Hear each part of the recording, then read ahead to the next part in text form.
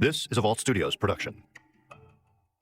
I'm Spencer Brudig. I'm Will Johnson. I'm Jessica Knoll. This show contains graphic material and is meant for mature audiences. This week on True Crime Chronicles. Some of these teenage girls were victims of sex trafficking before the term sex trafficking was even popular or in, modern culture. Back in those days, they called it sex slavery and forced prostitution. And we know for a fact that some of these girls were just kind of vanished, and we don't know who they were.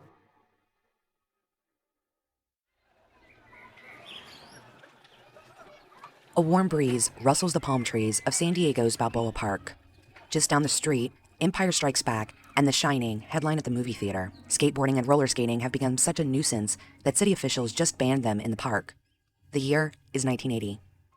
Dozens pass through the park, enjoying the June sunshine, and with all the hustle and bustle in the park, it's pretty easy to overlook two young sisters sitting on a bench. The girls plan to sleep in the park tonight. They're here without their family's permission, worried they'll be angry with them for leaving home, and they don't have any money. It's not clear if they actually planned to run away or just a night out, two teenagers testing boundaries. A man in his early 20s approaches. He asks why they're in the park alone, and then he invites them to come to a friend's hotel room and to stay the night. At 16 years old and with no place other than a park to sleep, Josefina Hernandez and her 14-year-old little sister agree to head over to the Plainsman Hotel just a few blocks away. The inn is a historical landmark now in San Diego. It's got a plaque on it that says 1900 was the year that it was built. This is David Godfredson. He's an investigative producer with CBS News 8 in San Diego and has investigated this case. It was a former hospital, and I'm not exactly sure whether that means it was a medical hospital or a mental hospital. The hospital closes and is eventually sold. It reopens as a motel run by Rico Cruz. Back in 1980, a lot of the residents there were mental patients, and a lot of them were on psychiatric drugs.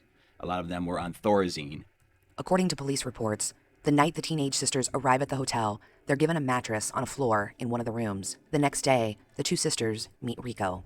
The manager, Rico Cruz, would purchase this Thorazine off of the people who were staying there, and he would use the Thorazine to drug the girls that he held as sex slaves. He gives them alcohol, and after hanging out for most of the day, they argue with each other whether they should stay or leave. Josefina feels uncomfortable and wants to go home, but the last thing her little sister wants to do is face their parents. Drunk, scared, and exhausted, Josefina's sister passes out on the couch. But when she wakes up, Josefina is gone, and Rico is undressing the younger girl. She fights back, scratching and hitting, but Rico chokes her to the point of blacking out. He forces a Thorazine pill down her throat. It's an antipsychotic drug often referred to as a chemical-induced lobotomy, turning users into compliant zombies. Rico rapes her again and again as the 14-year-old goes in and out of consciousness and is force-fed Thorazine every few hours. And Josefina is helpless, locked in a room on the third floor. The third floor was never finished. You had to walk up a set of stairs to get up there, and it was essentially an empty room. Nancy Vaughn was an assistant district attorney in San Diego at the time. Wood floors, wood walls, and in the room that Josefina was kept in, there was a mattress and a box spring. Filthy, with the box spring showing through, just horribly filthy. And allegedly she was handcuffed probably to the box springs because I never saw a bed frame. For days, possibly even weeks, the two sisters were repeatedly assaulted, often sold to other tenants for money. Then, Linda, a girl Rico kidnaps, is beaten, raped, and moved to an unknown location after she goes into labor with his child. But Linda went off to have her baby and was gone for 3 days and came back, and she said what happened on the third floor, and Rico said, "You don't want to know." At 16 years old, Josefina is killed. 4 months later, a 19-year-old woman is kidnapped and brought to the same hotel. So my mom was 3 weeks pregnant with me. She met a man while she was hitchhiking. He gave her his business card and he told her that he was a stockbroker. That's April Valenzuela. She's the daughter of Kim Kent, another one of Rico's victims. Kim gets a ride from Rico back to the hotel, where she's imprisoned for 4 days. He choked her, he raped her, and he abused her severely. On day 4 of her captivity, Kim wakes up on the floor in Rico's apartment. Linda and Josefina's younger sister are passed out next to her. All of them have been force-fed Thorazine. Kim listens. She can't hear anyone else in the apartment. She quietly rises to her feet and slips out the front door, running as soon as her feet hit the pavement. She sprints several blocks before stopping to borrow a dime to call police from a payphone. Kim Kent actually called police and brought an officer back to retrieve her purse and her other belongings. at that point, she was alleging that there were other girls held there, but the police just came back with her and retrieved her belongings, and she didn't want to press charges, and she was gone. Police knock on the door of the hotel, but Rico had moved the other kidnapped girls up to the top floor, out of sight. Despite her desperate call to police, no arrests are made. Several weeks after Kim escapes, Rico and his crew start to leave Josefina's sister unattended from time to time. A mix of drug-induced paranoia and Rico's continuous threats keep the teenage girl from running away. She believes Rico is waiting outside and will kill her the instant she tries to make a run for it. But when she learns about Kim's escape, hope and courage are reignited, and she vows to herself to get out. On October 30th, 1980, she makes her decision. She doesn't think anyone else is at the hotel. Terrified that Rico has set a trap for her, she walks out the front door with extreme caution, certain she's going to be killed.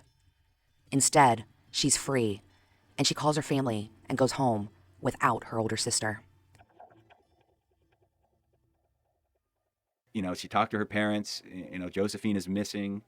She didn't want to talk about what happened to her. Eventually, the parents got details out of her and hired a private investigator. And in early 1981, the private investigator had put together enough information to go to police and say, listen, I think Josefina Hernandez is dead, and here's the information I have.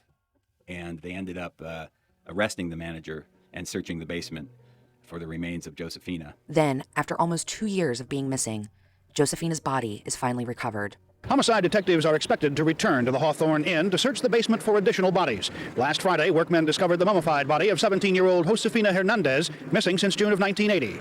Initially, they didn't find the remains, but as the manager was preparing to go to trial on sex trafficking charges, false imprisonment charges involving 3 or 4 women, including the younger sister, the new manager of the inn contacted a police officer and said, I found some new cement in the basement. And as jury selection was taking place for Rico Cruz, not on the murder charge, but on the sex trafficking charges, they discovered the body of Josefina in the basement. Cruz's trial on charges that he falsely imprisoned, raped, and drugged several young women was to have begun last week, but it was delayed when workmen stumbled across a body buried in the basement of the Hawthorne Inn downtown. Cruz managed the boarding house when it was known as the Plainsman Hotel. It was at the hotel that the crimes allegedly occurred. She was wrapped in a blanket of some sort, I recall. She was also wrapped in a black plastic garbage bag. And then Ready-Crete cement was poured on top of her. And it was like a 3x6 slab of cement. And it was in the corner of the basement of the hotel that happens to be the corner of First and Hawthorne in San Diego. They stopped the trial, added a murder charge, and 2 years after Josefina's death, he went to trial on murder and sex trafficking charges. Rico denies he killed anyone. He claims that the other men may have killed Josefina and buried her body. Who was closer to Josephine's body on the floor at that point? George Powell was. Did you strike her at all? No, I didn't. Did you choke her in the closet? No, I didn't. Cruz says he helped the battered girl to a third-floor room where she could stay until the swelling in her face went down. He said she never was kept a prisoner. When he takes the stand again Thursday, Cruz is expected to testify that George Powell subsequently assaulted Josefina, that she died of injuries caused by Powell, and that he helped Powell bury her in cement in the hotel basement. But former DA Nancy Vaughn isn't buying it. I have thought from the very beginning that there were other victims, other murder victims that died at the hand of Rico Cruz, because I believe that there were a number of girls who were held there against their will and drugged on Thorazine and sold as prostitutes. These were girls from the age 13 to 17 who were mostly pregnant and held by Rico in the hotel. And they're gone. We don't know where they are. We have no trace of them. In fact, she believes Rico not only killed Josefina, but that he may have killed multiple girls and buried them in that same basement. This was a 5,000 square foot basement of the former San Diego hospital. And it was just loaded. It was like a swap meet that had died and no one had been in there for a generation. There's another location either directly next door or one house north of that that was referred to by many people as the greenhouse. And the lady that owned that house, named Ruby, she couldn't sleep at night, she reported, because she had seen Rico under the house. I don't think anybody really believed her. When Rico was in jail waiting to go to trial, he had spoken to a jailmate, and the jailmate had started asking him about the girls that he had held as sex slaves in the inn. And he told this jail inmate that he had killed one girl, wrapped her body in plastic, and encased her in cement in the basement.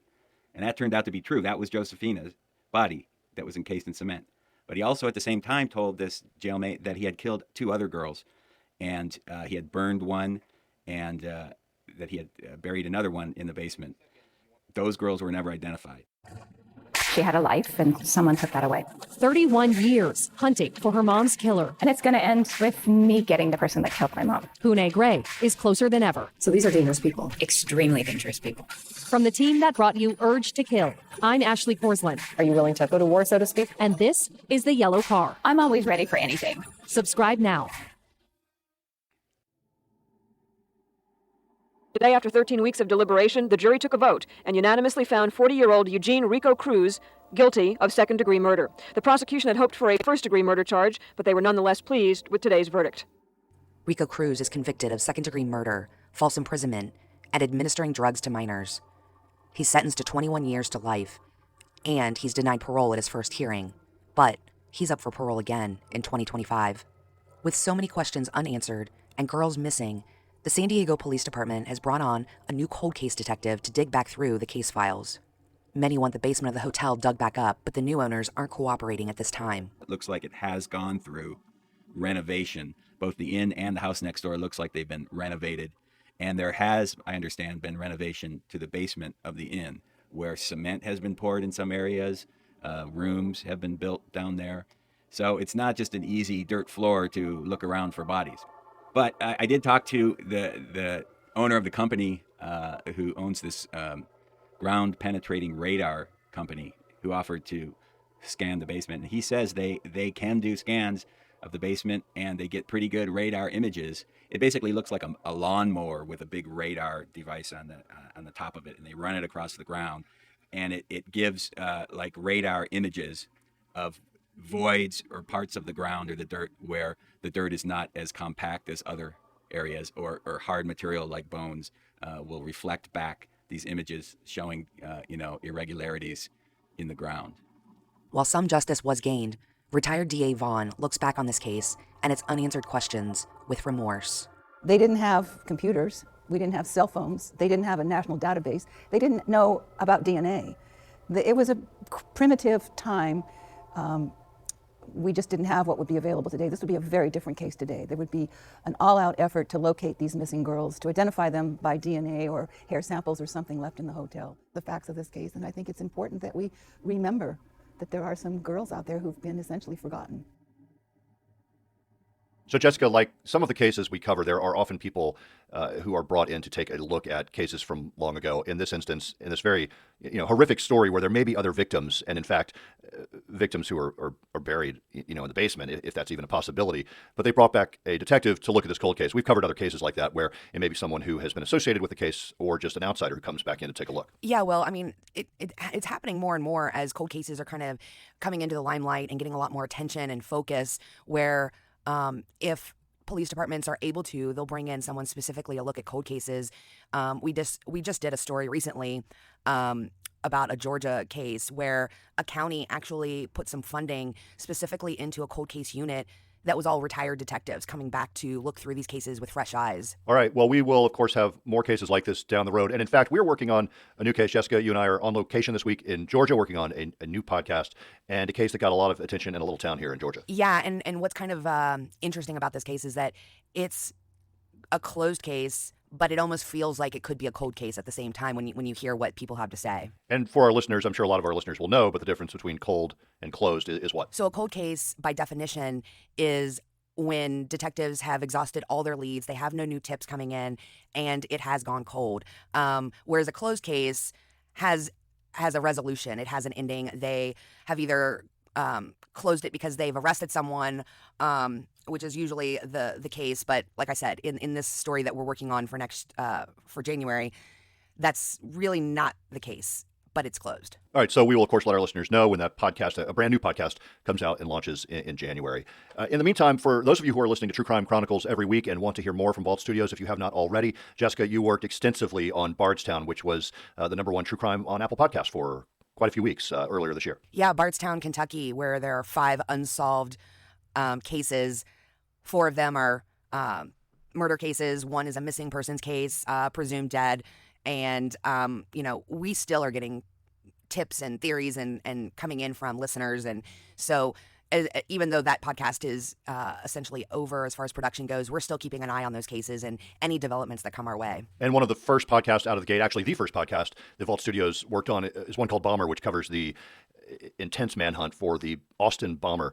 That was in 2018, in the springtime of 2018, and we covered that case on the one-year anniversary. Tells all about the investigation, how they eventually tracked down and caught up with the bomber in Austin, Texas. A terrible series of bombings that took place and really terrified the city. So if you're looking for more from Vault Studios, check out Bomber, listen to Bardstown, and of course, we appreciate you listening to True Crime Chronicles every week. Jessica, if people want to suggest cases to us, talk about the ones that we have covered and are covering, where can they go? We have a special group on Facebook called Inside the Crime Vault, where we have more than 3,000 members discussing cases, discussing the cases that we're looking at, but also suggesting cases we should look into. So if you have an idea or you just want to discuss among others these cases, go check that out, Inside the Crime Vault on Facebook, and join our group. And please tell family, friends about True Crime Chronicles. We cover cases with the help of reporters and investigators for news stations around the country. And we take a look at the facts and the evidence. It's true crime without a lot of banter. So do tell other folks to listen to True Crime Chronicles. Thanks for listening this week. Thanks, Jessica. And we will be back next week with a new case and a new story.